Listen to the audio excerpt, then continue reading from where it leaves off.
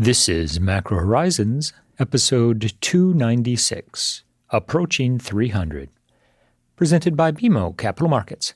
I'm your host, Ian Lyngen, here with Ben Jeffery to bring you our thoughts from the trading desk for the upcoming week of October 21st. And as we can now see our 300th episode approaching on the macro horizon, we cannot help but draw the parallels with the Spartans. They all survived, right?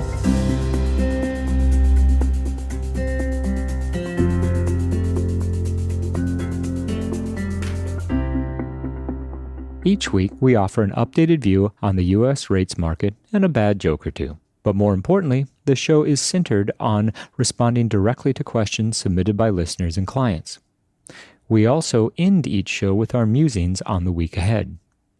Please feel free to reach out on Bloomberg or email me at ian.lyngen@bmo.com with questions for future episodes. We value your input and hope to keep the show as interactive as possible. So that being said, let's get started. In the week just past, the fundamental updates included a decline in jobless claims, which is a net positive for the outlook as it pertains to the labor market, and a higher than expected retail sales print for the month of September. This held true both for headline retail sales as well as for the control group, which has the highest correlation with consumption within the real GDP series. The net takeaway was an upward bias in rates, but one that has occurred within a defined range, and as we look forward, we anticipate that the theme will be one of consolidation as opposed to a dramatic range break in either direction. The recent Fed rhetoric has, if nothing else, reinforced the notion that the Fed's comfortable shifting to a rate-cutting cadence of 25 basis points per meeting, at least between now and the end of the year, and there's no significant urgency with the pace of rate cuts. This is very consistent with the messaging from Powell and is also reflected in the higher than 90% probability via market pricing of a rate cut in November. There's also been an uptick in the number of conversations regarding how the Fed might or might not respond to the result of the presidential election. We're of the mind that it certainly won't have an impact on the November decision, and until there's a clear shift in policy, it might not be a consideration until well into 2025. Historically, the Fed has been most comfortable basing policy decisions off of the prevailing known economic data and the trajectory of the real economy as opposed to any potential shifts on the fiscal side. We struggle to envision that that is going to change anytime soon. We are, however, cognizant that in the event of a GOP sweep, that many market participants expect that that will either slow the Fed's process of normalization or at least put a floor on terminal to the downside. So this is also consistent with the general thought that upward pressure on rates will emerge regardless of who takes the White House and the composition of Congress. We're on board with the notion that the longer end of the curve will cheapen into the end of the year in the event of a sweep in one direction or another, although we struggle with estimating precisely how much of that is currently priced in. The direction of travel for policy rates is clear and lower, and we do know that there is a change in the White House coming, either to Harris or Trump. We're concerned that this sets the election outcome up to be a classic sell the rumor, buy the fact event, i.e. cheapen up the Treasury market into the actual results. Once the results are known, the passing of the event risk in and of itself could provide enough incentive to bring in otherwise sidelined buyers. Such a dynamic has played out several times over the course of this cycle. Originally, when the Fed was hiking rates, the market didn't know when the Fed was going to stop. Once the Fed arrived at terminal and it was clear that policy rates would not be pushed any higher, we saw a wave of buying in the Treasury market. Similarly, once it became obvious that the Fed was going to be in rate cutting mode, we saw a wave of buying that supported Treasuries. We suspect the combination of the emphasis on the election and its eventual resolution will serve as another inflection point that will bring in buying in the Treasury market, thereby capping the degree to which some of the reflationary concerns can push 10 and 30-year yields higher. It was a week in the Treasury market where the fundamentals were frankly not really in the spotlight. Sure, we got an initial jobless claims print that was a bit stronger than expected and an upside surprise in the retail sales control group for September, but neither of these data prints holded the needed economic weight to really recast the way the Fed is approaching the next meeting or two, or frankly the market's operating assumption around the forward path of Treasuries and how the interest rate landscape is going to evolve. Instead, one of our biggest takeaways from the week just past was the price action itself, as the short week began with an extension of the bearishness in Treasuries, only to resolve in dip buying interest and rates that pulled off the highs, and while not back to the lows we reached in September, the fact that NFP and CPI have left 10-year yields comfortably below 4.25 demonstrates the bid that continues to keep any sell-off in Treasuries relatively well contained. And it's also notable that we have seen break-evens continue to edge a bit higher, and that follows intuitively, given what we have seen play out with the global central banking bias having gone from retaining terminal to a clear concerted effort to lower policy rates, with the exception of the Bank of Japan. We just saw the ECB cut another 25 basis points, as expected. And as we think about the forward path of inflation expectations, we ultimately anticipate that 10-year break-evens won't break above 250, but consolidating between 200 and 240 basis points certainly resonates as we move through in the cycle. This will also contribute to the renewed conversations about the potential for term premium to shift back into positive territory on a sustainable basis. Recall that positive term premium and an upward sloping yield curve tend to go hand in hand, although not necessarily. As the Fed moves further along the path of normalization for policy rates, we anticipate that the yield curve will continue to grind steeper. In the very near term, we continue to expect that the Fed lowers rates by 25 basis points in November, followed by another 25 basis point rate cut in December, and then shifting to a quarterly cadence in 2025. Now, using that as our base case scenario, we are all too cognizant that the Fed is very much in a data-dependent mode, and as the real economy evolves over the course of the next few quarters, we'll remain on guard for a shift in messaging as it pertains to the Fed's preferred path of normalization. We find it difficult to envision a scenario in which the Fed simply cuts 3 times in 2024 and leaves policy rates stable throughout 2025, although we're certainly cognizant that the terminal on the downside debate remains very active. And related to all of this, and the extent to which the longer end of the curve can see a meaningful return of term premium, are the implications of the quickly approaching election. Not only from a deficit standpoint, and when it is coupon auction sizes are going to need to start growing again, but also from a growth and inflationary perspective, and what that means for term premium further out the curve. Firstly, as it relates to issuance, almost regardless of the outcome of the election in November, both in terms of the White House and the composition of Congress, the earliest we realistically see coupon auction sizes needing to start to climb again is next summer. And frankly, to handicap whether that's the May or August refunding announcement, we'd lean more toward the latter than the former at this stage.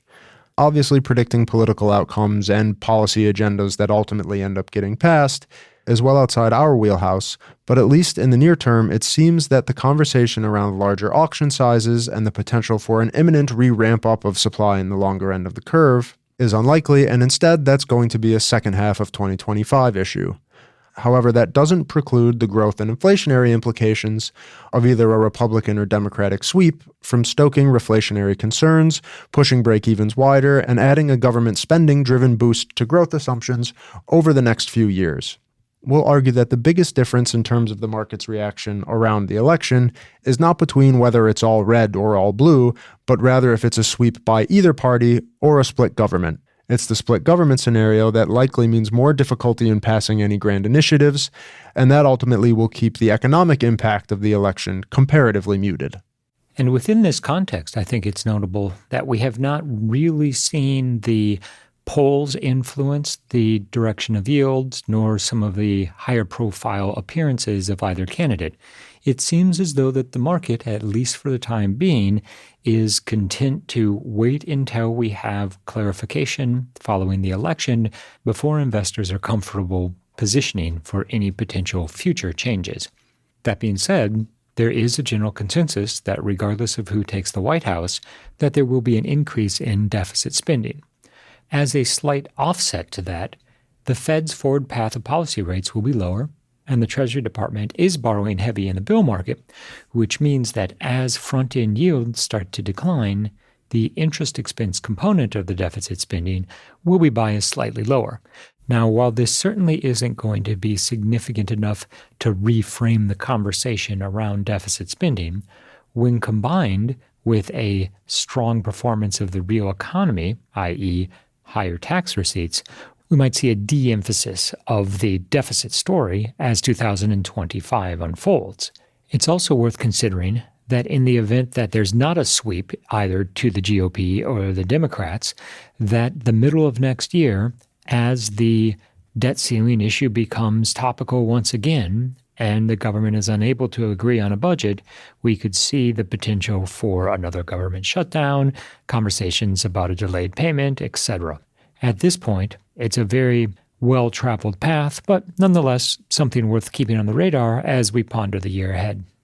And in a market environment with all these moving pieces and no shortage of uncertainty, there is one dynamic that is seemingly very consistent, and that is the continued resilience of risk assets, with equities continuing to make all-time highs despite monetary policy that's still in restrictive territory, but now becoming less so. We frequently discuss the implications from stocks that only seem to go up, both in terms of the wealth effect with what that means for consumer confidence, a willingness to spend, but also the overall level of financial conditions, as diminished equity volatility and real rates that have come well off their peaks continue to be the cornerstones of a financial conditions landscape that is still very easy. Obviously, the Fed is well aware of this dynamic, and so despite the 50 bip cut we got last month, the fact that going forward, the operating assumption is that future moves will be of the 25 basis point variety, it's not wasted on us that even with financial conditions so easy and equities at the highs, the Fed's bias is to continue to bring rates lower. And so in that context, it's difficult for us at least to make the bear case for domestic stocks. And as we watch the market continue to consolidate in a very clear and defined range, one clear theme has emerged, and that is that investors are very much in a wait-and-see stance at the moment. We all have our operating assumptions about the pace of Fed rate cuts, and will concede that, to some degree at least, the Fed's path to normalization will undoubtedly be data-dependent. In practical terms, however, that means that investors need to see each incremental data point before either solidifying or undermining one's core assumption about each incremental move. Said differently, we are clearly in an environment where the Fed is data-dependent, the market is data-dependent, and the outlook is data-dependent, and so investors are appropriately content to play the extremes of the range as we wait and see. So where are 10-year yields going? I think we got our answer.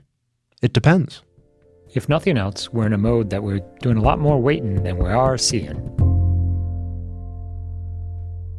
In the week ahead, the Treasury market will have remarkably little in terms of fundamentals from which to derive trading direction. We do have the $13 billion 20-year auction on Wednesday, followed by a $24 billion 5-year TIPS auction on Thursday. Economic data is limited to existing homes on Wednesday, new homes on Thursday, and of course the weekly jobless claims update. Claims will be less relevant in the week ahead because non-farm payroll survey week has already passed.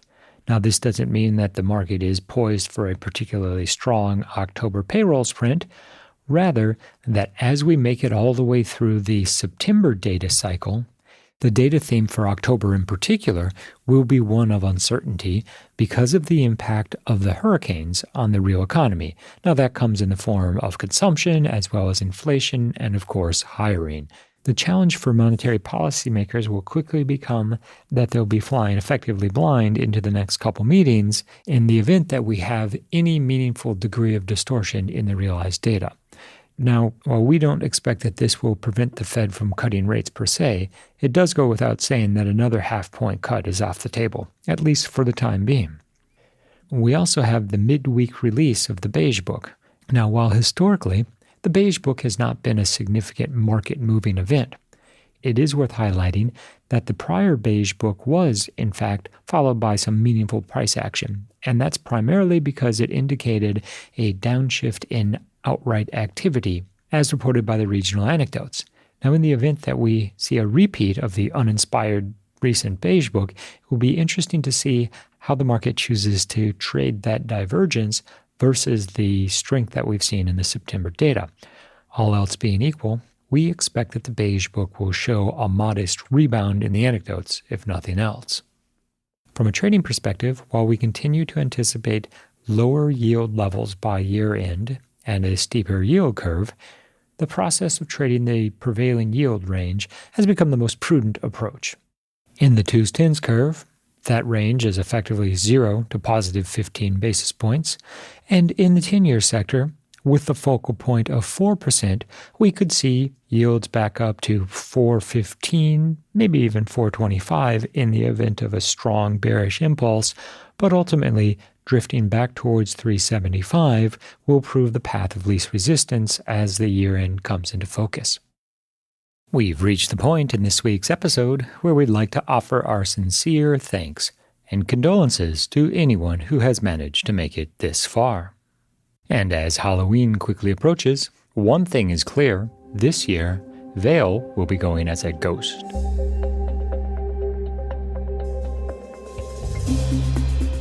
Thanks for listening to Macro Horizons.